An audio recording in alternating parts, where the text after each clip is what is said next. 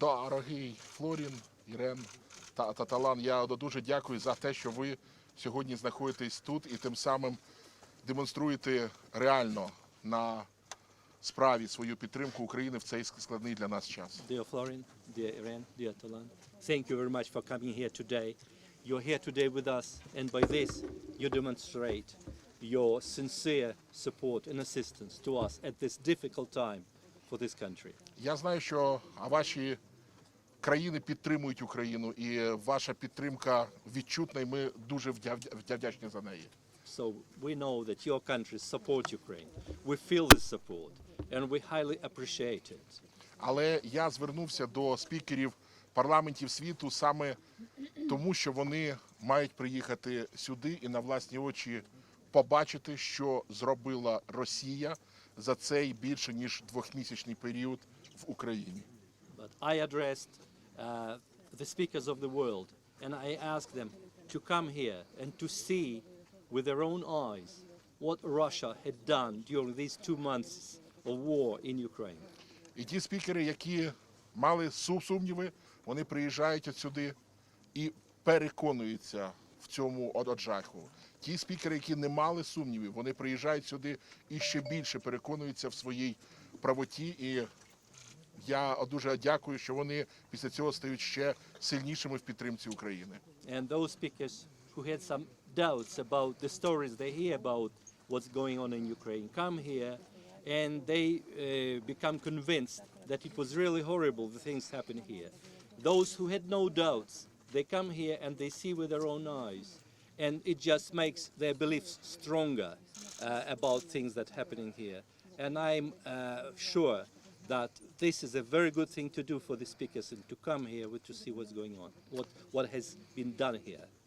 І тому я глибоко переконаний, що найважливіше, що ви маєте побачити тут, це а не тільки рівень руйнації України з боку Росії, а той героїчний спротив, який чинить український народ впродовж вже більше 2 місяців цієї повномасштабної агресії проти нашої держави. And I'm deeply convinced that when you come here, it's not maybe the main thing that you see the degree of destruction which has been wreaked upon us, but you also see the heroic struggle of the people which we have been carrying out for the over 2 months of the Russian aggression against this country.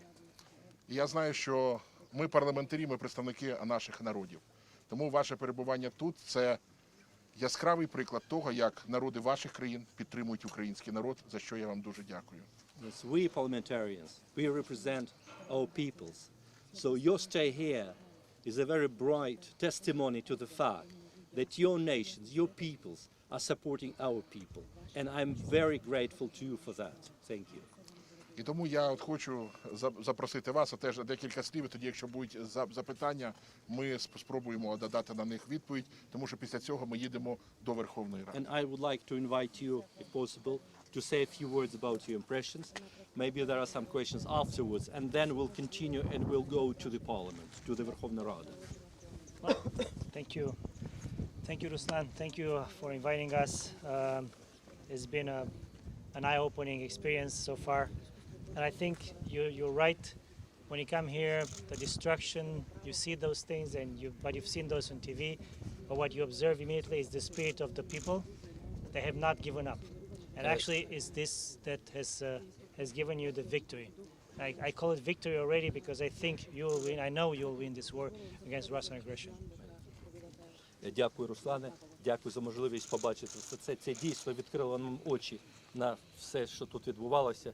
І ми бачимо тут дуже високий дух українського народу.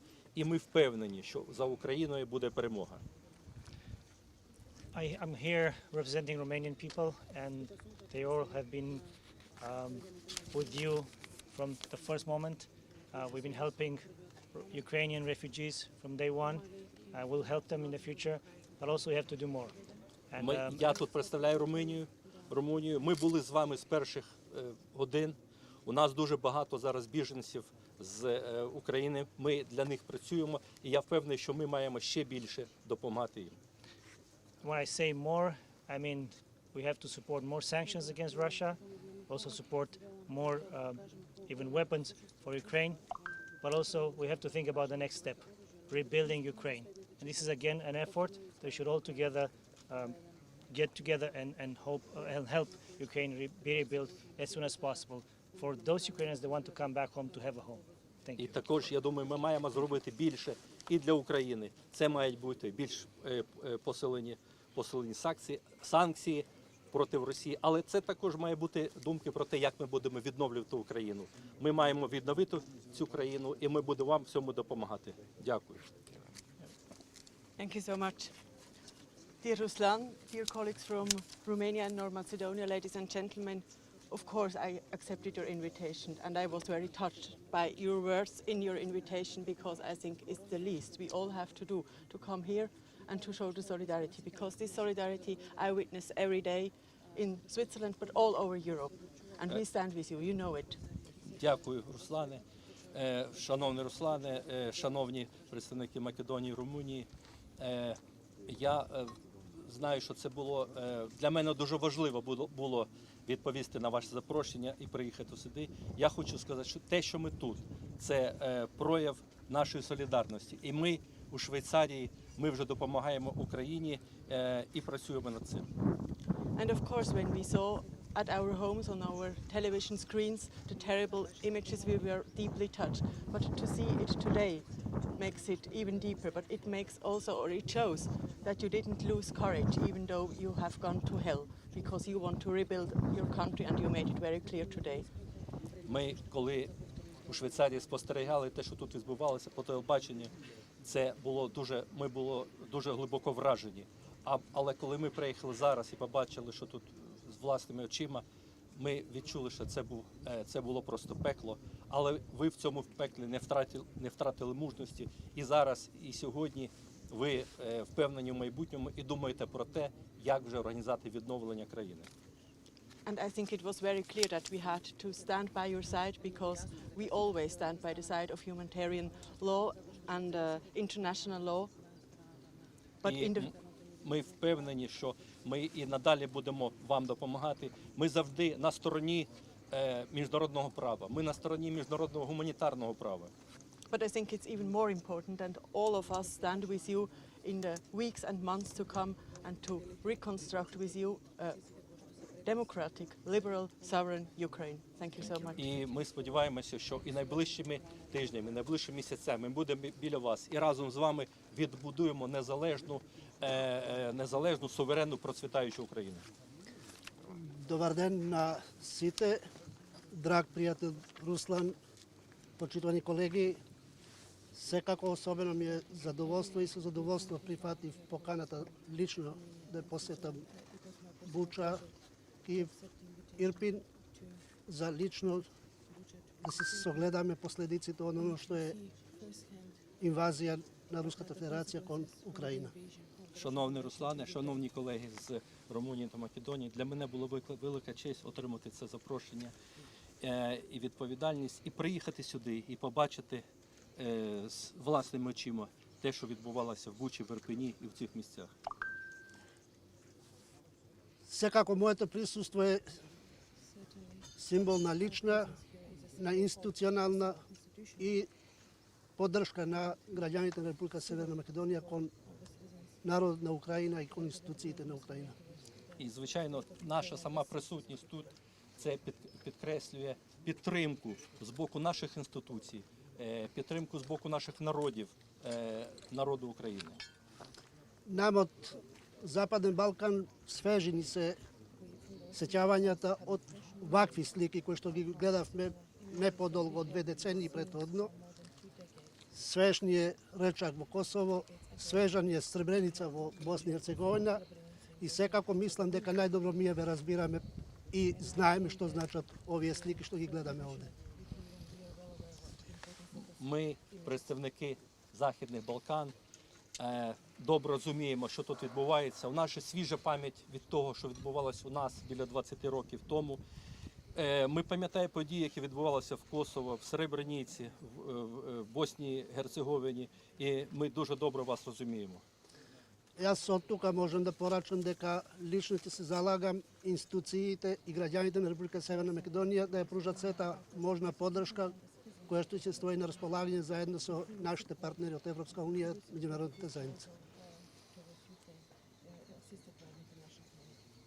Я від свого імені хочу сказати, що прикладу максимум зусиль для того, щоб підтримати Україну і на двосторонньому рівні, і на рівні тієї міжнародної підтримки, яка буде надаватися Україні з боку міжнародного співтовариства. Секако лично ќе се залагам овие слики да добиваат право име кое што следи, а тоа е геноцид и ништо друго. It would be my personal efforts to say to clear out that these images that we see today are named by genocide and nothing less and nothing more.